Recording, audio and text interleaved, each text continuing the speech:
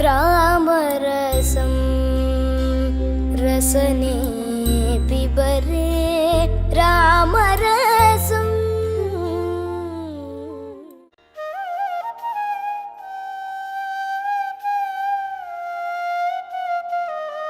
തിരുവനന്തപുരം ജില്ലയിലെ വർക്കലയിൽ അറബിക്കടലിന്റെ തീരത്ത് സമുദ്രനിരപ്പിൽ നിന്ന് ഏകദേശം 200 അടി ഉയരമുള്ള കുന്നിന്റെ മുകളിലായി സ്ഥിതി ചെയ്യുന്ന ഒരു മനോഹര ക്ഷേത്രമാണ് ശ്രീ ജനാർദ്ദനസ്വാമി ക്ഷേത്രം. ഇവിടത്തെ പ്രധാന പ്രതിഷ്ഠ പരമാത്മാവായ മഹാവിഷ്ണുവാണ്. 6 അടി ഉയരം വരുന്ന ചതുർബാഹു വിഗ്രഹത്തിൽ ലക്ഷ്മീദേവിക്കും ഭൂമിദേവിക്കുമൊപ്പം കിഴക്കോട്ട് ദർശനമായി ഭഗവാൻ കുടികൊള്ളുന്നു. പിതൃതർപ്പണത്തിന് വളരെയധികം പേരുകേട്ട ക്ഷേത്രമാണിത്. തിരുവല്ലം, തിരുനാവായ, തിരുനെല്ലി എന്നിവയ്ക്കൊപ്പമാണ് പിതൃതർപ്പണത്തിൽ വർക്കലയുടെയും സ്ഥാനം. കർക്കടകവാവ് ദിവസം നിരവധി ഭക്തരാണ് ക്ഷേത്രത്തിനടുത്തുള്ള പാപനാശം കടപ്പുറത്ത് ബലിതർപ്പണത്തിനെത്തുന്നത്. ഒരിക്കൽ ക്ഷേത്രത്തിന്റെ പടിഞ്ഞാറുള്ള കടൽ വഴി പോകുകയായിരുന്ന ഡച്ചുകാരുടെ കപ്പൽ നിർഭാഗ്യവശാൽ കടലിൽ കുടുങ്ങി. നിസ്സഹായരായ അവർ നാട്ടുകാരിൽ നിന്ന് ക്ഷേത്രത്തെക്കുറിച്ചറിഞ്ഞു. തുടർന്ന് കപ്പിത്താൻ തന്റെ സഹായിയോടൊപ്പം ക്ഷേത്രത്തിലെത്തുകയും 2 പടുകൂറ്റൻ മണികൾ ക്ഷേത്രത്തിൽ സമർപ്പിക്കുകയും ചെയ്തു. അതോടെ കപ്പൽ അത്ഭുതകരമായി ഓടിത്തുടങ്ങി. ഈ മണികൾ ഇന്നും ക്ഷേത്രമുറ്റത്ത് തെക്കുഭാഗത്തായി കാണാം. പിൽക്കാലത്ത് ക്ഷേത്രം തിരുവിതാംകൂർ രാജാക്കന്മാരുടെ കീഴിൽ വന്നു. പിന്നീട് തിരുവിതാംകൂർ ഇന്ത്യൻ യൂണിയനിൽ ചേർന്നപ്പോഴാണ് ക്ഷേത്രം തിരുവിതാംകൂർ ദേവസ്വം ബോർഡ് ഏറ്റെടുത്തത്. വർക്കല ക്ഷേത്രത്തിന് ഏകദേശം 1000-ലധികം വർഷം പഴക്കമുണ്ടെന്ന് പറയപ്പെടുന്നു. പിന്നീട് ഒരു കാലത്ത് ക്ഷേത്രം വിദേശികളുടെയും മറ്റും ആക്രമണത്തിൽ തകർന്നു പോവുകയും ഉണ്ടായി. ഭഗവാന്റെ അരുളപ്പാടിനെ തുടർന്ന് തിരുവിതാംകൂർ രാജാവ് തന്റെ ചെലവ് മുഴുവൻ വിനിയോഗിച്ച് ക്ഷേത്രം പുതുക്കിപ്പണിതു. കിഴക്കേ നടയിൽ നിന്ന് മുകളിലെത്താൻ ഏതാണ്ട് 50-നടുത്ത് പടിക്കെട്ടുകളുണ്ട്. കേരളീയ ശൈലിയിൽ പണിത ക്ഷേത്രത്തിന്റെ കിഴക്കേ ഗോപുരം പ്രൗഢിയോടെ നിലകൊള്ളുന്നു. വടക്കുഭാഗത്ത് ചക്രതീർത്ഥം എന്നു പേരുള്ള ക്ഷേത്രക്കുളം കാണാം. ഐതിഹ്യപ്രകാരം മഹാവിഷ്ണുവിന്റെ സുദർശന ചക്രം കൊണ്ടുണ്ടായ കുളമാണിത്. അതിനാലാണ് ചക്രതീർത്ഥം എന്ന പേര് വന്നത്. നാലമ്പലത്തിനകത്തെ ഓരോ തൂണിലും നിരവധി ദേവതാരൂപങ്ങൾ കുത്തിവച്ചിട്ടുണ്ട്. വിശ്വപ്രകൃതിയുടെ മൂലതേജസ്സിനെ ആവാഹിച്ചുകൊണ്ട് ഭക്തമനസ്സുകളിൽ പുണ്യം നിറച്ച് സാക്ഷാൽ ജനാർദ്ദനസ്വാമി വർക്കലയിലെ ശ്രീലകത്ത് കുടികൊള്ളുന്നു.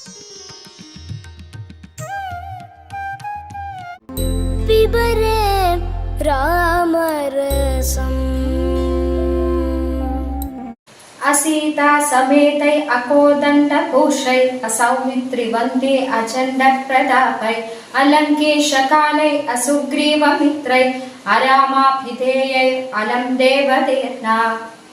ശ്രീ ശങ്കരാചാര്യർ രചിച്ച ശ്രീരാമഭുജംഗത്തിലെ 23-ാം ശ്ലോകമാണിത്. ഇതിൽ പറയുന്നത് സീതാസമേതനല്ലാത്തതോ കോദണ്ഡഭൂഷിതനല്ലാത്തവനോ സൗമിത്രി വന്ദിക്കാത്തവനോ നല്ല പ്രതാപമില്ലാത്തവനോ ലങ്കേശന്റെ കാലനല്ലാത്തവനോ സുഗ്രീവന്റെ മിത്രനല്ലാത്തവനോ രാമൻ എന്ന പേരിട്ടാലും ശ്രീരാമന് തുല്യനല്ല. ഇത് സ്മരിച്ചുകൊണ്ട് പിബരേ രാമരസത്തിന്റെ അടുത്തൊരു അധ്യായത്തിലേക്ക് ഏവർക്കും സ്വാഗതം. പിബരേ രാമരസം ഭാവയാമി രഘുരാമം. വന്ദേ ഗുരുപരമ്പര. രാമായണത്തിൻ്റെ ബഹുസ്വരത എന്ന വിഷയത്തിലേക്ക് എല്ലാവരുടെയും ശ്രദ്ധ ക്ഷണിക്കുന്നു. വളരെയധികം വ്യത്യസ്തതകളും വൈവിധ്യങ്ങളും നിറഞ്ഞതാണ് നമ്മൾ ജീവിക്കുന്ന ഈ ലോകത്തിൻ്റെയും പ്രകൃതിയുടെയും തനതായ സ്വകീയമായ ഭാവം. ആ സ്വഭാവത്തെ സ്വാംശീകരിക്കുമ്പോഴാണ് ഏതിനും ഒരു സ്വീകാര്യത, പൊതുവായ സ്വീകാര്യത ഉണ്ടാകുന്നത്. അത് ഒരു വ്യക്തിക്കായാലും ശരി, സംഘടനയ്ക്കായാലും ശരി, ഏതെങ്കിലും ഒരു ആശയത്തിനായാലും ശരി. അങ്ങനെ നോക്കുമ്പോൾ രാമായണത്തിൻ്റെ രചനകളിലെ വിശാലമായിട്ടുള്ള ബഹുസ്വരത അതിൻ്റെ സ്വീകാര്യതയുടെ ഉത്തമ ദൃഷ്ടാന്തമായിട്ട് നമുക്ക് പറയാൻ കഴിയും. രാമായണത്തിൻ്റെ ആദ്യ രചയിതാവ് വ്യാസനാണ്. വ്യാസകൃതമായിട്ടുള്ള രാമായണത്തിനെ പിന്നീട് 24,000 ശ്ലോകങ്ങളുള്ള മഹാകാവ്യമാക്കി ഉയർത്തിയത് വാൽമീകിയാണ്. വാൽമീകിയുടെ രാമായണത്തെയാണ് പൊതുവെ മൂലരാമായണമായിട്ട് അംഗീകരിക്കപ്പെട്ടിട്ടുള്ളത്. ആ വാൽമീകി രാമായണത്തിനെ അടിസ്ഥാനപ്പെടുത്തിക്കൊണ്ട് തന്നെ ഭാരതത്തിൽ വിവിധ ഭാഷകളിൽ വിവിധ പ്രദേശങ്ങളിൽ വ്യത്യസ്ത കാലങ്ങളിലായിട്ട് അനേകം കൃതികൾ രചിക്കപ്പെട്ടിട്ടുണ്ട്. ഇപ്പോൾ കേരളത്തിൽ തന്നെ നോക്കിയാൽ തുഞ്ചത്ത് എഴുത്തച്ഛൻ എഴുതിയ അധ്യാത്മരാമായണം കിളിപ്പാട്ട്, തമിഴ് ദേശത്തിലേക്ക് ചെല്ലുമ്പോൾ കമ്പരാമായണം, കന്നഡയിൽ എത്തിക്കഴിഞ്ഞാൽ തുറവേ രാമായണം, തെലുങ്ക് ദേശത്തിലെത്തിക്കഴിഞ്ഞാൽ മുല്ലരാമായണം, രംഗനാഥ രാമായണം, പിന്നെ അവിടുന്ന് ഒറീസയിലേക്ക് ചെന്ന ദണ്ഡി രാമായണം, ആസാമിലേക്ക് പോയി കഴിഞ്ഞാൽ അവിടെ സപ്തകണ്ഠ രാമായണം, ബംഗാളിൽ കൃത്തിവാസി രാമായണം, ഉത്തരഭാരതത്തിലേക്ക് വന്നാൽ അവിടെ തുളസീദാസൻ്റെ ശ്രീരാമചരിതമാനസം, ഇങ്ങനെ ഗുജറാത്തിൽ, മഹാരാഷ്ട്രയിൽ, രാജസ്ഥാനിൽ, ഭാരതത്തിൻ്റെ വ്യത്യസ്ത പ്രദേശങ്ങളിൽ വിവിധങ്ങളായിട്ടുള്ള രാമായണ ഭാഷ്യങ്ങൾ പല കാലത്തായിട്ട് രചിക്കപ്പെട്ടിട്ടുണ്ട്. ഇതിൻ്റെ അർത്ഥം ഈ രാമായണ ഭാഷ്യങ്ങൾ രചിക്കപ്പെട്ടതിന് ശേഷമാണ് അവിടെയൊക്കെ രാമായണം പ്രചരിച്ചത് എന്നൊരർത്ഥമില്ല. രാമായണം എത്രയോ നൂറ്റാണ്ടുകൾക്ക് മുമ്പ് തന്നെ ആ പ്രദേശങ്ങളിലൊക്കെ പ്രചരിതമായിരുന്നു. അത് പല രൂപത്തിൽ, കഥാരൂപത്തിൽ, ശില്പകലയുടെ രൂപത്തിൽ, നൃത്തകലയുടെ രൂപത്തിൽ, ഗാനരൂപത്തിലൊക്കെ വളരെയധികം പ്രചലിതമായിരുന്നു ഈ രാമായണ കഥ നൂറ്റാണ്ടുകൾക്ക് മുമ്പ് തന്നെ. ഇത് പറഞ്ഞത് വാൽമീകി രാമായണത്തെ അടിസ്ഥാനപ്പെടുത്തിയിട്ടുള്ള ഭാഷ്യങ്ങളാണ്. ഈ വാൽമീകി രാമായണത്തെ അടിസ്ഥാനപ്പെടുത്താത്ത രാമായണങ്ങൾ, ബുദ്ധ രാമായണം, ജൈന രാമായണം എന്നിവയും രചിക്കപ്പെട്ടിട്ടുണ്ട്. അത് വാൽമീകി രാമായണത്തിനെ അടിസ്ഥാനമാക്കിയല്ല എഴുതിയിട്ടുള്ളത്. ഇത് എഴുതിയ രൂപം, ലിഖിത രൂപത്തിലുള്ള രാമായണത്തിനെ കുറിച്ചാണ് ഈ പറഞ്ഞത്. ഇത് അല്ലാതെ വാങ്മയ രൂപത്തിൽ എത്രയോ അനേകം രാമായണങ്ങൾ ഭാരതത്തിൻ്റെ ഗ്രാമാന്തരങ്ങളിൽ, അതുപോലെ ഗോത്ര വിഭാഗങ്ങൾക്കിടയിലൊക്കെ ഉണ്ടായിട്ടുണ്ട്. അതൊക്കെ അതാത് പ്രാദേശിക പശ്ചാത്തലത്തിൽ ഉടലെടുത്ത രാമായണങ്ങളാണ്. തുളസീദാസൻ രാമചരിതമാനസത്തിൽ പറയുന്നത് ഭാരതത്തിൽ ലക്ഷക്കണക്കിന് രാമായണങ്ങളുണ്ടെന്ന്. അതായത് നമുക്ക് എണ്ണിത്തിട്ടപ്പെടുത്താൻ കഴിയാത്ത അത്രയും അസംഖ്യം രാമായണ രചനകൾ പല രൂപത്തിൽ ഉണ്ടായിട്ടുണ്ട് എന്ന് നമുക്ക് മനസ്സിലാക്കാം. ഈ പറഞ്ഞതൊക്കെ ഭാരതത്തിൻ്റെ ഉള്ളിലെ കാര്യമാണെങ്കിൽ ഭാരതത്തിൻ്റെ പുറത്ത് ലോകത്തിൽ, പ്രത്യേകിച്ച് ഏഷ്യൻ രാജ്യങ്ങളിൽ രാമായണം വളരെയധികം പ്രചരിക്കപ്പെട്ടിരുന്നു. പലയിടത്തും പല ഭാഷ്യങ്ങൾ രാമായണത്തിന് രചിക്കപ്പെടുകയും ചെയ്തിട്ടുണ്ട്. Thailand, Malaysia, Indonesia, Philippines, Laos, Cambodia, Tibet, Burma, Nepal തുടങ്ങിയ അറബ് രാജ്യങ്ങളിൽ വരെ രാമായണത്തിൻ്റെ ഭാഷ്യങ്ങൾ ഉണ്ടായിട്ടുണ്ട്. മലേഷ്യയിൽ ഉണ്ടായിട്ടുള്ള രാമായണ കൃതിയാണ് ഹിക്കായത്ത് സരേറാം. അത് ഒരു ഇസ്ലാമിക പശ്ചാത്തലത്തിൽ രചിക്കപ്പെട്ട കൃതിയാണ്. ഈ മുസ്ലിം പശ്ചാത്തലത്തിൽ രചിക്കപ്പെട്ട കൃതികളിൽ ഇസ്ലാമിക സംസ്കൃതിയുടെ, അതുപോലെ അവരുടെ വിശ്വാസങ്ങളുടെയൊക്കെ പ്രതിഫലനം വ്യക്തമായിട്ട് കാണാൻ കഴിയും. ഇപ്പോൾ ഈ പറഞ്ഞ കൃതിയിൽ, ഹിക്കായത്ത് സരേറാമിൽ, രാമനും രാവണനും അല്ലാഹുവിനെ പ്രാർത്ഥിക്കുന്നതായിട്ട് പറയുന്നുണ്ട്. അതേപോലെ തന്നെ ഫിലിപ്പീൻസിലെ ഒരു ഇസ്ലാമിക പശ്ചാത്തലത്തിൽ രചിക്കപ്പെട്ട രാമായണ കൃതിയിൽ ബ്രഹ്മാവിനെ അല്ലാഹു എന്ന് സംബോധന ചെയ്യുന്നു. ഇത് പറയുമ്പോൾ നമ്മുടെ നാട്ടിൽ, കേരളത്തിൽ ഈ ഇസ്ലാമിക പശ്ചാത്തലത്തിൽ രാമായണം രചിക്കപ്പെട്ടിട്ടുണ്ട്. ചെറിയൊരു കൃതിയാണെങ്കിൽ പോലും മാപ്പിള രാമായണം എന്ന് പറയും. അത് മാപ്പിള ഗാനശൈലിയിൽ, മാപ്പിളപ്പാട്ട് എന്ന് പറയാനില്ല, മാപ്പിള നാടൻ പാട്ടിൻ്റെ ശൈലിയിൽ രചിക്കപ്പെട്ടുള്ള ഒരു കൃതിയാണ്, രചനയാണ്, ചെറിയൊരു കൃതിയാണ്. ഇങ്ങനെ വ്യത്യസ്തമായിട്ടുള്ള രാമായണ രചനകൾ ലോകത്ത് ആകമാനം ഉണ്ടായിട്ടുണ്ട്. ഇതൊന്നും ഒരേ രൂപം അല്ല ഉള്ളത്. അതിൻ്റെ കാരണം അതൊക്കെ പിറവിയെടുത്ത രാജ്യങ്ങൾ, പ്രദേശങ്ങൾ, സമുദായങ്ങൾ, ഗോത്രങ്ങളൊക്കെ വ്യത്യസ്ത സാംസ്കാരിക പശ്ചാത്തലത്തിലുള്ളതാണല്ലോ. അതുകൊണ്ട് തന്നെ ആ രാമായണങ്ങളുടെ രൂപങ്ങൾക്ക് വ്യത്യസ്തത ഉണ്ട്. ഇപ്പോൾ ബുദ്ധ രാമായണത്തിൽ പറയുകയാണെങ്കിൽ ദശരഥൻ്റെ രാജകൊട്ടാരം സ്ഥിതി ചെയ്യുന്നത് അയോധ്യയിലല്ല, വാരാണസിയിലാണ്. അതുപോലെ രാമൻ്റെ സഹോദരിയാണ്, പത്നിയല്ല സീത. ഇതുപോലെ തുർക്കിയിൽ രചിക്കപ്പെട്ട ഒരു രാമായണത്തിൽ രാമൻ്റെയും ലക്ഷ്മണൻ്റെയും പത്നിയാണ് സീത. സമുദ്രതീരത്ത് രാമൻ ലങ്കയിലേക്ക് എങ്ങനെ കടക്കണമെന്ന് ആശങ്കപ്പെട്ട് നിൽക്കുമ്പോൾ ഹനുമാൻ വാല് നീട്ടിക്കൊടുത്ത് ആ വാലിൽ കൂടെയാണ് രാമൻ ലങ്കയിലേക്ക് പോയത് എന്ന് ഒരു രാമായണ കഥ പറയുന്നുണ്ട്. സമുദ്രത്തിലെ ജലം നീരാവിയായി പോയി ഒരു വഴി രാമനായി തുറക്കപ്പെട്ടു. ആ വഴിയിലൂടെ രാമൻ ലങ്കയിലേക്ക് നടന്നുപോയി എന്ന് ഒരു രാമായണ കഥ പറയുന്നുണ്ട്. അതേപോലെ തന്നെ പുഷ്പക വിമാനത്തിലാണ് രാമൻ ലങ്കയിലേക്ക് പോയതെന്നും ഒരു കഥയുണ്ട്. ഇങ്ങനെ വ്യത്യസ്തമായിട്ടുള്ള കഥാസൃഷ്ടികളുണ്ട്. ചില വാങ്മയ രൂപങ്ങളിലൊക്കെ കഥാപാത്രങ്ങളുടെ പ്രാദേശികമായിട്ടുള്ള അവകാശവാദം പോലും ഉന്നയിക്കപ്പെട്ടിട്ടുണ്ട്. ഉദാഹരണം പറഞ്ഞാൽ വയനാട്ടിലെ ഒരു ഗോത്ര സമുദായത്തിൽ ഉള്ള രാമായണ പാട്ടിൽ സീതാദേവി ആ ഗോത്രത്തിൽ പിറന്നവളാണ് എന്നുള്ള ഒരു അവകാശവാദം ഉന്നയിക്കുന്നു. അങ്ങനെ വിഭിന്നതകൾ, വ്യത്യസ്തതകൾ, വൈവിധ്യങ്ങൾ നിറഞ്ഞ അനേകം ഭാഷ്യങ്ങൾ, വാങ്മയങ്ങൾ രാമായണത്തിന് ഉണ്ട്. ഈ വ്യത്യസ്തതകളും വൈവിധ്യങ്ങളൊക്കെ നിലനിൽക്കുമ്പോഴും അതെല്ലാം കൂടി എത്തിച്ചേരുന്ന, ഇണങ്ങിച്ചേരുന്ന ഒരു രാമായണ സന്ദേശമുണ്ട്, രാമായണ ധർമ്മ സന്ദേശമുണ്ട്. രാമൻ എന്ന് പറയുന്ന തത്വമുണ്ട്. ഈ പല നദികളും ഉപനദികളുമൊക്കെ ഒഴുകി സമുദ്രത്തിൽ ലയിക്കുന്നത് പോലെ ഈ വ്യത്യസ്ത രചനകളെല്ലാം രാമൻ എന്ന ധർമ്മബിംബത്തിലേക്ക് ഒഴുകി എത്തുന്നുണ്ട്. ഇത് രാമായണ രചനകളിലെ ബഹുസ്വരതയാണ് ഈ പറഞ്ഞത്. ഇതിൻ്റെ അപ്പുറം ഇനി രാമായണ കഥയിലേക്ക് ഇറങ്ങി ചെന്ന് കഴിഞ്ഞാൽ അവിടെയുള്ള ബഹുസ്വരതയെ ശ്രദ്ധിക്കാതിരുന്നുകൂടാ. അവിടെ വാനരരും മാനവരും ദാനവരും, അതുപോലെ പറവകളും പാറകളും അരുവികളും അടവികളും ഒക്കെ കഥാപാത്രങ്ങളായിട്ട് നിറഞ്ഞു നിൽക്കുന്നുണ്ട്.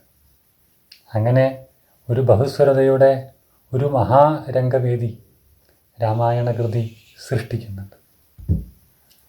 ഇതുപോരാതെ രാവണനെ കേന്ദ്രീകരിച്ചുകൊണ്ട് കുറേ രചനകളുണ്ട്. രാവണനെ പ്രകീർത്തിച്ചുകൊണ്ടുള്ള കൃതികൾ. ഈ സമീപകാലത്തൊക്കെ കുറച്ച് കൃതികൾ അങ്ങനെ ഉണ്ടായിട്ടുണ്ട്. അതുപോലെ ഈ ഭക്തിയെ പരിഹസിച്ചുകൊണ്ട് യുക്തിയെ ഉയർത്തിപ്പിടിച്ച് നടക്കുന്ന കൂട്ടായ്മകളിൽ പലതും രാമായണത്തെക്കുറിച്ചുള്ള ചർച്ചകളും സെമിനാറുകളും ഒക്കെ സജീവമായി കൊണ്ടു നടത്തുന്നത് നമ്മളൊക്കെ കാണുന്നുണ്ട്. ഇങ്ങനെ രാമായണത്തിൻ്റെ ബഹുസ്വരത, അതിൻ്റെ അതിര് എവിടെയാണ് എന്ന് തിരിഞ്ഞു പോകുമ്പോൾ അത് നിശ്ചയിക്കാൻ കഴിയാത്ത അത്രയും വിപുലമാണെന്ന് നമുക്ക് മനസ്സിലാകുന്നു. രാമ എന്ന് പറഞ്ഞാൽ ഇരുട്ടിനെ ഇല്ലായ്മ ചെയ്യുന്ന തത്വമാണ്. രാ എന്ന് പറഞ്ഞാൽ ഇരുട്ടും, മാ എന്ന് പറഞ്ഞാൽ ഇല്ലാതാക്കുന്നത് എന്നർത്ഥമാണ്. അപ്പോൾ രാമ എന്ന് പറഞ്ഞാൽ ഇരുട്ടിനെ, അതായത് അജ്ഞാനത്തിനെ ഇല്ലാതെയാക്കുന്ന തത്വമാണ്. അജ്ഞാനമില്ലാണ്ടായാൽ ഉണ്ടാകുന്നതാണ് ജ്ഞാനം. നമ്മൾ രാമായണത്തിൽ വായിച്ചിട്ടുണ്ട്, രാമതത്വം പറഞ്ഞാൽ രാമനായി മാറും നമ്മൾ സ്വയം.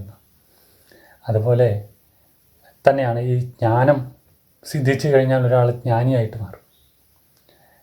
രാമൻ്റെ അയനമാണ് രാമായണം. രാമൻ്റെ അയനം എന്ന് പറഞ്ഞ യാത്ര, ഒരു ഭൗതികാർത്ഥത്തിലെടുത്താൽ രാമൻ്റെ യാത്ര എന്ന് നമുക്ക് പറയാം. തത്വാർത്ഥത്തിലെടുത്തു കഴിഞ്ഞാൽ ജ്ഞാനത്തിൻ്റെ യാത്രയാണത്. ജ്ഞാനം സിദ്ധിച്ച് കഴിഞ്ഞാൽ ഒരാൾ ജ്ഞാനിയാകും. അപ്പോൾ അയാൾ നടത്തുന്ന ജീവിതയാത്ര മുഴുവൻ ജ്ഞാനത്തെ സ്ഥാപിക്കാനുള്ളതാണ്. അപ്പോൾ ഈ ലോകത്തിൻ്റെ വിവിധ പ്രദേശങ്ങളിലേക്ക് രാമായണം ഉണ്ടാകണം. അതായത് രാമൻ്റെ യാത്ര ഉണ്ടാവണം. അയനം എന്ന് പറഞ്ഞാൽ യാത്ര മാത്രമല്ല, വാസസ്ഥാനം എന്നൊരർത്ഥം കൂടിയുണ്ട്. അപ്പം ജ്ഞാനത്തിൻ്റെ യാത്ര, ജ്ഞാനം യാത്ര ചെയ്ത് എത്തുന്നിടത്തെല്ലാം ജ്ഞാനം അവിടെ നിത്യമായിട്ട് വസിക്കണം, നിലനിൽക്കണം. ഇതാണ് സനാതനധർമ്മികളായ നമ്മുടെയൊക്കെ ആഗ്രഹം. നമസ്തേ. പിബരേ രാമരസം.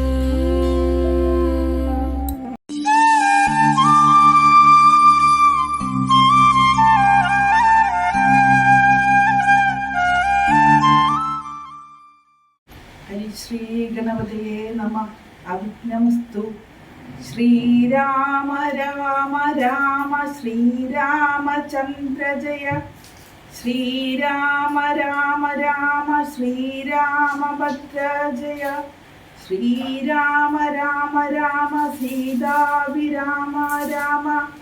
ശ്രീരാമ രാമ രാമ ലോകാഭിരാമ ജയ. ശ്രീരാമ രാമ രാമ രാവണാന്തക രാമ. ശ്രീരാമ മമ ഹൃദി രമതാം രാമ രാമ. ശ്രീരാഘവാത്മാ രാമ. ശ്രീരാമ രമാപദേ. ശ്രീരാമ രമണീയ വിഗ്രഹ നമോസ്തുതേ. നാരായണായ നമോ നാരായണായ നമോ നാരായണായ നമോ നാരായണായ നമ. ശ്രീരാമനാമം പാടി വന്ന പൈങ്കിളിപ്പെണ്ണെ, ശ്രീരാമചരിതം നീ ചൊല്ലിയിടൂ മടിയാതെ. ശാരികപ്പൈതാനും വന്ദിച്ചു വന്ദ്യന്മാരെ, ശ്രീരാമസ്മൃതിയോടെ പറഞ്ഞു തുടങ്ങിനാൾ. ജടായു രാവണ യുദ്ധം. ഇത്തരം സീതാവിലാപം കേട്ടു പക്ഷീന്ദ്രനും സത്വരം ഉദ്ദാനം ചെയ്തെത്തിനാൻ ജടായുവും. തിഷ്ടാഗ്രേ മമ സ്വാമിതൻ പത്നിയെയും കട്ടുകൊണ്ടെവിടേക്ക് പോകുന്നു മൂഢാത്മാവേ. അദ്വരത്തിങ്ക ചെന്നു ശുനകൻ മന്ത്രം കൊണ്ട് ശുദ്ധമാപുരോടാശം കൊണ്ടുപോകുന്ന പോലെ പദ്ധതി മധ്യേ പരമോത്തത ബുദ്ധിയോടും രുദ്രരാജനും ഒരു പത്രവാനായുള്ളൊരു ക്ഷുദ്രരാജനെ പോലെ ബന്ധവൈരത്തോട് ക്രുദ്ധനായ ഗ്രേ ചെന്നു യുദ്ധവും തുടങ്ങിനാൻ. അബ്ദിയും പത്രാനിലശുദ്ധമായി ചമയുന്നു തദ്ദികള കൊന്നു വികൃത മധു നേരം. കനകങ്ങളെ കൊണ്ടു ചാപങ്ങൾ പൊടിപെടുത്താനനങ്ങളും കീറി മുറിഞ്ഞു വശം കെട്ടു. തീഷ്മതുണ്ടാഗ്രം കൊണ്ടു തീർത്ഥനം തകർത്തിതു കാഷണം കൊണ്ടു കൊന്നു വീഴ്ത്തിനാനശ്വങ്ങളെ. രുഷത പെരുകിയ പക്ഷപാതങ്ങളേറ്റു രാക്ഷസപ്രവരനും ചഞ്ചലമുണ്ടായി വന്നു.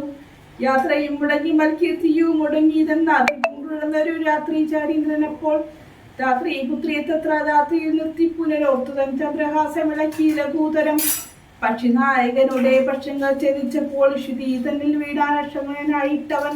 രക്ഷോ നായകൻ പിന്നെ ലക്ഷ്മി ദേവിയെയും കൊണ്ട് രക്ഷത ചിത്രത്തോടും ദക്ഷിണാദിക്കു നോക്കി. മറ്റൊരു തേനിലേറി തെറ്റെന്നു നട കൊണ്ടാൻ മറ്റാരും പാലിപ്പാനിൽ കൃത്യവരായിട്ടെന്നു തെറ്റിറ്റു വീണിട്ടുന്ന കണ്ണുനീരോടും. അപ്പോൾ കറ്റവാർ കുഴരിയാം ജാനകി ദേവി താനും ഭർത്താവു തന്നെ കണ്ടു വൃത്താന്തം പറഞ്ഞൊഴിഞ്ഞുത്തമനായ നിന്റെ ജീവനും പോകായെന്നു പൃഥ്വിപുത്രിയും വരം പത്രിയാചനം നൽകി. പൃഥ്വി മണ്ഡലാമകൻ ആശുമേൽപോട്ടു പോയാൾ. അയ്യോ രാഘവ ജഗന്നായക ദയാനിതേ, നീ എന്നെ ഉപേക്ഷിച്ചതെന്തു ഭർത്താവേ നാഥ. രക്ഷോ നായകൻ എന്നെ കൊണ്ടിതാ പോയിടുന്നു. രക്ഷിതാവായിട്ടാരുമില്ല എനിക്കയ്യോ പാപം. ലക്ഷ്മണ നിന്നോട് ഞാൻ പരുഷം ചൊന്നേനല്ലോ, രക്ഷിച്ചു കൊള്ളേണമേ ദേവരാധയാനിതേ. രാമ രാമാത്മാ രാമ ലോകാഭിരാമ രാമ. ഭൂമി ദേവിയും എന്നെ വെടിഞ്ഞാളിതു കാലം. പ്രാണവല്ലഭ പരിത്രാഹി മാം ജഗൽപദേ. കൗണബാലിവ എന്നെ കൊന്നു ഭക്ഷിക്കും മുമ്പേ സ്വത്തരം വന്നു പരിപാലിച്ചു കൊള്ളേണമേ. സത്വചേതസാ മഹാസത്വാനിതേ നാഥ. ഇത്തരം വിലേപിക്കും നേരത്തു ശീഘ്രം രാമഭദ്രനിങ്ങെത്തുമെന്നാശങ്കയാ നക്തഞ്ചരൻ. ചിത്തവേഗന നടന്നിരിനാനതു നേരം. പൃഥ്വിപുത്രിയും കീഴ്പോട്ടാശു നോക്കുന്ന നേരം. അഗ്നിനാഥാഗ്രേ കണ്ടു പഞ്ചവാനരന്മാരെ. വിധൃതം വിഭൂഷണ സഞ്ജയം അഴിച്ചു തന്നുത്തരി അർദ്ധകണ്ഠം കൊണ്ടു ബന്ധിച്ചു. രാമഭദ്രനു കാൺമാൻ യോഗം വരിക്കുന്ന കേതാരിൽ വൃത്ത കീഴ്പോട്ടു നിക്ഷേപിച്ചു. സീതാദേവി മത്തരാം നക്തഞ്ചരൻ അറിഞ്ഞില്ലതും. അപ്പോൾ അദ്യോ മുത്തീരതൻ പത്തനം കൃത്വാതൂർണം ശുദ്ധവതേ മഹാശോകാനനാദേശേ ശുദ്ധഭൂതലേ മഹാശിംശപാതരൂപൂലെ ഹൃദ്യന്മാരായ രശോനാരികളെയും നിത്യവും പാലിച്ചു ഉറപ്പിച്ചു തന്റെ വസ്ത്രവും വസിച്ചിടിനാന്തശാനനൻ ഉത്തമോത്തമയായ ജാനകി ദേവി പാതിവൃത്യം വസിച്ചിടിനാളതു കാലം വസ്ത്രകേശാദികളും ഇത്രയും മലിനമായ വസ്ത്രവും കുമ്പിട്ടു സന്തപ്തമാം ചിത്തത്തോടും രാമ രാമേതി ജപത്യാൻ നിഷ്ഠയ ബഹൂയാമി ചരകുലനാരികളുടെ മധ്യേ വിഹാരശിതാതഭാവാദ പിടയും സഹിച്ചാഹാരാദികളെത്തും കൂടാതെ ദിവാരാത്രം ലങ്കയിൽ വസിച്ചതാതങ്കം ഉൾക്കൊണ്ടുമായ സങ്കടം മനുഷ്യജന്മത്തിങ്കൽ ആക്കില്ലാത്തു. സീതാന്വേഷണം. രാമനും മായാമൃഗാവേശത്തെ കൈക്കൊണ്ടൊരു കാമരൂപിണം മാരീചാസുരാമീതു കൊന്നു. വേഗേന നടകൊണ്ടാൻ ആശ്രമം നോക്കി പുനരാഗമക്കാതരായ രാഘവൻ തിരുവടി 4-5 ശരപ്പാടു നടന്നു. ഒരനന്തരം ബാലകൻ വീഷദൂരവേ കാണായി വന്നു. ലക്ഷ്മണൻ വരുന്നതു കണ്ടു രാഘവൻ താനും ഉൾക്കാമ്പൽ നിരൂപിച്ചു കൽപ്പിച്ചു കരണീയം. ലക്ഷ്മണനേതു മന്ദിയിലല്ലോ പരമാർത്ഥം ഇക്കാലം ഇവരെയും വന്ദിക്കുന്നതേ വരൂ. രക്ഷോ നായകൻ കൊണ്ടുപോയതുമായ സീതാലക്ഷ്മി ദേവിയെയുണ്ടോ മറ്റാർക്കും ലഭിക്കുന്നു. അഗ്നിമണ്ഡലത്തിങ്കൽ വാഴുന്ന സീതാതന്റെ ലക്ഷ്മണനാൽ ഇക്കാര്യവും വന്നു കൂടാ. ദുഃഖിച്ചുകൊള്ളൂ ഞാനും പ്രാകൃതനെന്ന പോലെ മൈക്കമ്പി തന്നെ തിരുനാശു പോയി ചെല്ലാമല്ലോ. രക്ഷോ നായകനുടെ രാജ്യത്തിരുന്നാൽ പിന്നെ തൽക്കുലത്തോടും കൂടെ രാവണൻ സഞ്ചരിക്കുന്നാൽ അഗ്നിമണ്ഡലെ വാഴും സീതയെ സത്യവ്യാത കൈക്കൊണ്ടുപോകാം അയോധ്യയ്ക്ക് വൈകാതെ. പിന്നെ അക്ഷയ അധർമ്മമോടു രാജ്യത്തെ വഴി പോലെ രക്ഷിച്ചു. കിഞ്ചിൽ കാലം ഭൂമിയിൽ വസിച്ചിടാം. പുഷ്കരോത്ഭവനേത്തം പ്രാർത്ഥിക്കാൻ നിമിത്തമായി അക്കാംശത്തിൽക്കെല്ലാം ഭക്തനായി പിറന്നതും മായ മനുഷ്യനാകുമെന്നുടെ ചരിതവും മായാ വൈഭവങ്ങളും കേൾക്കുകയും ചൊല്ലുകയും ഭക്തിമാർഗേണ ചെയ്യും ഭക്തന പ്രയാസേന മുക്തിയും സിദ്ധിച്ചിട്ടുമില്ല സംശയമേതും. ആകയാൽ ഇവനെയും വഞ്ചിച്ചു ദുഃഖി പൂനാൻ പ്രാകൃതഭൂഷനെ പോലെ എന്ന കടൽ നിർണയിച്ചവരരുൾ ചെയ്തിടിനാർ. പർണശാലയെ സീതയ്ക്ക് ആയൊരു തുണയുള്ളൂ. എന്തിനിങ്ങോട്ടു പോന്നു ജാനകി തന്റെ പരാൽ എന്തിനു പിടിഞ്ഞു നീ രാക്ഷസരവളെയും കൊണ്ടുപോകുകയോ കൊന്നു ഉപേക്ഷിച്ചു കളയുകയോ കണ്ടകജാതികൾക്ക് എന്തോന്ന് അരുതാത്ത നോർത്താൽ അഗ്രജവാക്യാമേവം കേട്ടു ലക്ഷ്മണൻ താനും അഗ്രേ നിന്നുടരുടൻ തൊഴുതു വിവശരായി. ദീർഘദാക്ഷരാമുര ചെയ്തു ദേവിയുടെ ദുഗ്രഹവചനങ്ങൾ ബാഷ്പവും തൂകി തൂകി. ആഹാ ലക്ഷ്മണ പരിത്രാഹി സൗമിത്രേശീകം. ആഹാ രാക്ഷസൻ എന്ന് നിഗ്രഹിച്ചിടും ഇപ്പോൾ. ഇത്തരം നക്തും തിരന്തൻ വിലാപങ്ങൾ കേട്ട് മുക്തകാശിയും തവാനാഥമെന്നുറക്കിയായി അത്യന്തം പരിതാപം കൈക്കൊണ്ടു ലഭിച്ചു. പത്തനം ചെന്നു രക്ഷിക്കും എന്നോട് അരുൾ ചെയ്തു. ഇത്തരം നാദാമോ ഭ്രതാവിയുണ്ടായവരാ ചിത്തമോഹവും വേണ്ട സത്യമെന്നറിഞ്ഞാലും രാക്ഷസനുടെയുമായ ഭാഷിതമിതു നൂനം കാശണം പുറക്കെന്നു ഞാൻ പല പുരുഷനൻ എന്നത് കേട്ടു ദേവി പിന്നെയും സീതാളനോട് പലതരം ഇപ്പോൾ ഇതിനു മുമ്പിൽ നിന്നു ചൊല്ലുവാൻ പണി എന്ന സന്താപത്തോടാനും കർണങ്ങൾ കുത്തിക്കൊണ്ടു ചിന്തിച്ചു. ദേവകളെ പ്രാർത്ഥിച്ചു രക്ഷാർത്ഥമായി.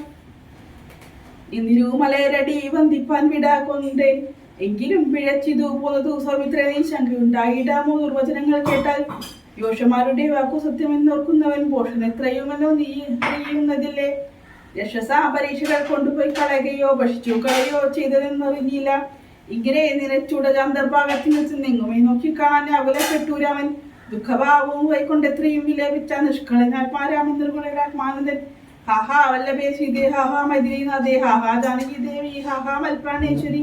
എന്നെ മോഹിപ്പതിനായി പറഞ്ഞിരിക്കുകയോ തന്നെ നീ വിളിച്ചെത്തു വന്നിടൂ മടിയാതെ. ഇത്തരം പറകയും കാനനം തോറും നടന്നത്തെ കൂടന്വേഷിച്ചും കാണാനും വിവശരായി. വനദേവതമാരെ നിങ്ങളും ഉണ്ടോ കണ്ടു. വനജേഷനായ സീതയെ സത്യം ചൊല്ലിൻ.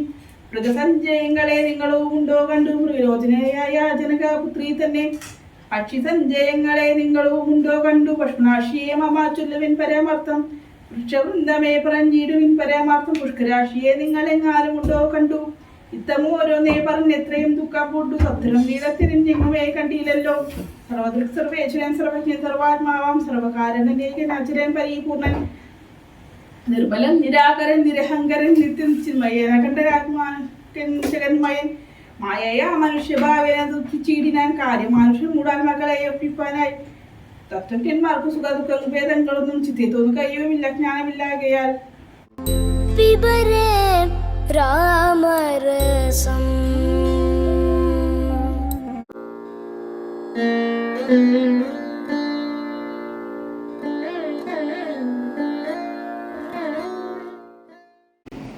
നമസ്കാരം. ഇന്ന് ഞാനിവിടെ രാമായണത്തിലെ ഗുഹൻ എന്ന കഥാപാത്രത്തിനെ പറ്റിയാണ് സംസാരിക്കുന്നത്. ഗുഹൻ ഒരു ശ്രീരാമ ഭക്തനായിരുന്നു. നിഷാദന്മാരുടെ രാജാവായിരുന്നു ഗുഹൻ. ശൃംഗിവേരപുര എന്ന സ്ഥലത്താണ് അദ്ദേഹത്തിൻ്റെ രാജ്യം ഉണ്ടായിരുന്നത്. ദശരഥ മഹാരാജാവ് ശ്രീരാമൻ്റെ പട്ടാഭിഷേകം നിശ്ചയിച്ചു. അയോധ്യയിലെ ജനങ്ങൾക്കെല്ലാം വളരെ സന്തോഷത്തിൽ ആറാടി. ആ സമയത്ത് കൈകേയിക്ക് എന്തോ ഒരു ദുഷ്പ്രേരണയാൽ തൻ്റെ പുത്രനെ രാജാവായി വാഴിക്കണമെന്നൊരു മോഹം മനസ്സിൽ ഉദിച്ചു. ഈ വിവരം രാജാവിനോട് പറഞ്ഞു. അപ്പോൾ രാജാവിന് വലിയ സങ്കടമായി. ഇത് കൈകേയിക്ക് ചോദിക്കുന്നതിന് പണ്ടൊരു കഥ ഉണ്ട്. അതെന്താണെന്ന് വെച്ചാൽ, ദശരഥ മഹാരാജാവ് അസുരന്മാരുമായിട്ടുള്ള യുദ്ധസമയത്ത് കൈകേയിയാണ് ദശരഥ രാജാവിൻ്റെ തേര് തെളിച്ചിരുന്നത്.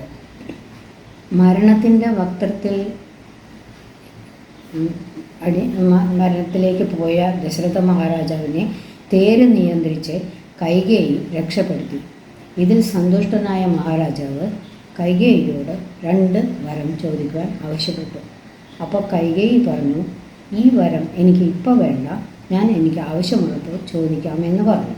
ആ വരമാണ് ഇപ്പോൾ തൻ്റെ പുത്രനെ രാജാവാക്കണമെന്ന് രാജാവിനോട് പറയുന്നതിനുള്ള കാരണമുണ്ടായത്. ഒന്ന്, തൻ്റെ പുത്രനായ ഭരതനെ രാജാവായി വാഴിക്കണമെന്നും മറ്റേത് ശ്രീരാമനെ 14 കൊല്ലത്തേക്ക് വനവാസത്തിന് അയക്കണമെന്നും ആയിരുന്നു കൈകേയിയുടെ ആവശ്യം. ഇത് കേട്ട് ദശരഥ മഹാരാജാവിന് വളരെ സങ്കടമായി, വളരെ ദുഃഖമായി. അദ്ദേഹം പറഞ്ഞു, എന്താ ഞാൻ ചെയ്യുക? പക്ഷേ ധർമ്മിഷ്ഠനായിരുന്നു ദശരഥ മഹാരാജാവ്. അദ്ദേഹം വളരെ ദുഃഖത്തോടുകൂടി തൻ്റെ വാക്ക് പാലിക്കുവാൻ തീരുമാനിച്ചു. അയോധ്യാവാസികൾക്കും ഇത് കേട്ടപ്പോൾ വളരെ ദുഃഖമുണ്ടായി.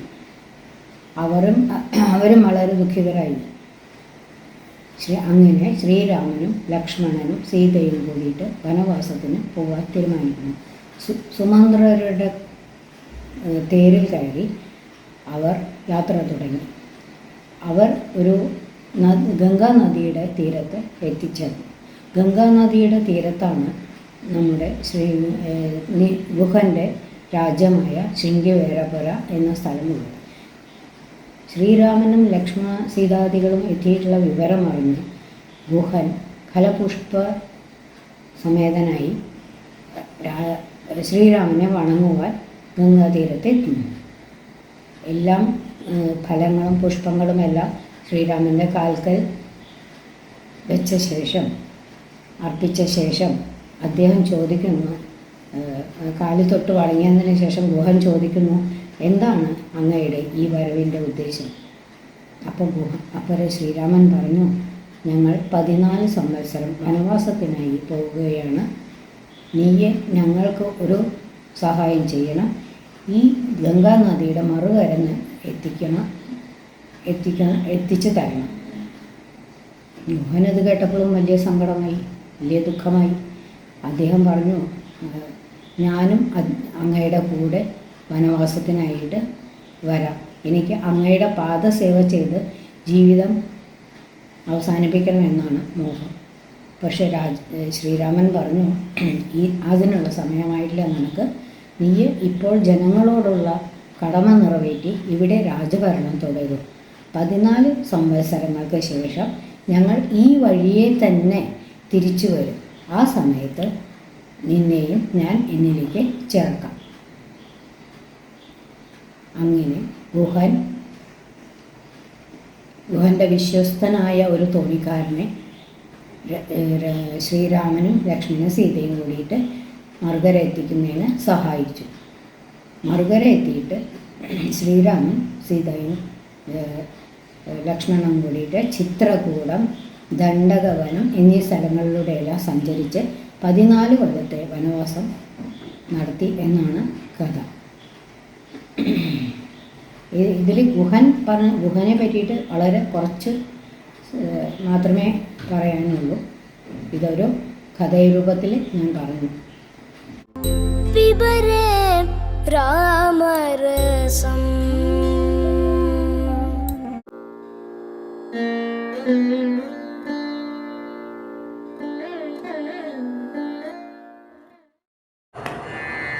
ಬಂಟುರೀತಿ ಕೋಲು ಬಿಯವಯ್ಯ ರಾಮ, ಬಂಟುರೀತಿ ಕೋಲು ಬಿಯವಯ್ಯ ರಾಮ, ಬಂಟುರೀತಿ ಕೋಲು ಬಿಯವಯ್ಯ ರಾಮ, ಬಂಟುರೀತಿ ಕೋಲು ಬಿಯವಯ್ಯ ರಾಮ, ಬಂಟುರೀತಿ ಕೋಲು ಬಿಯವಯ್ಯ ರಾಮ.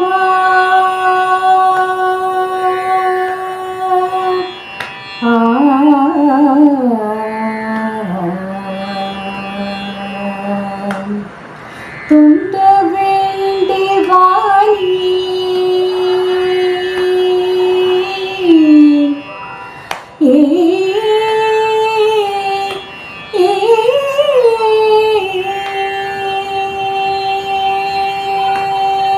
ತುಂಡವೆಂಜೆ ವಾಣಿ ಮೊದಲೈನ ಮಾದ, ತುಂಡವೆಂಜೆ ವಾಣಿ ಮೊದಲೈನ ಮಾದ, ತುಂಡವೆಂಜೆ ವಾಣಿ ಮೊದಲೈನ ಮಾದ, ತುಂಡವೆಂಜೆ ವಾಣಿ ಮೊದಲೈನ ಮಾದ, ದುಲ ಕೋಡಿ ನೇಲ ದುಲ ಜೇಯುನಿಗೆ ತುಂಡ್ರವೆಂದ್ರೆ ವಾಣಿ ಮೊದಲೈನ ಮಾದ, ದುಲ ಕೋಡಿ ನೇಲ ದುಲ ಜೇಯುನಿಗೆ ಬಂಟುರೀತಿ ಕೋಲು ಬಿಯವಯ್ಯ ರಾಮ, ಬಂಟುರೀತಿ ಕೋಲು ಬಿಯವಯ್ಯ ರಾಮ.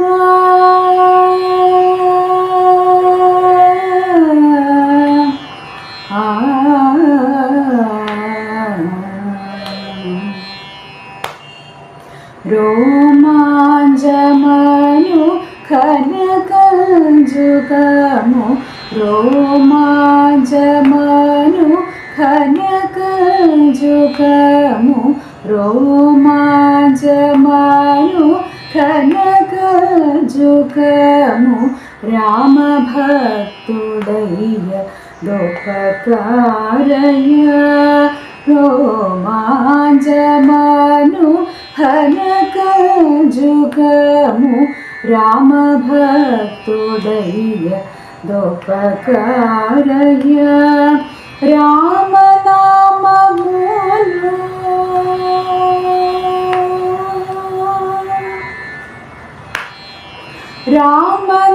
రామనామమును వరఖడ్గమివి, రామనామమును వరఖడ్గమివి, రామనామమును వరఖడ్గమివి, రాజులోనయ్య త్యాగరాజునిగే, రామనామమును వరఖడ్గమివి, రాజులోనయ్య త్యాగరాజునిగే,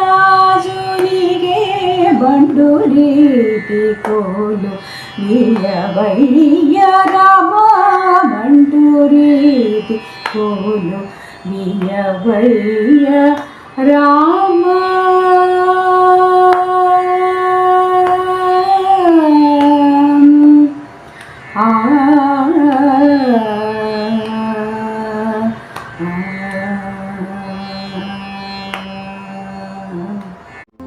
పిబరే రామరసం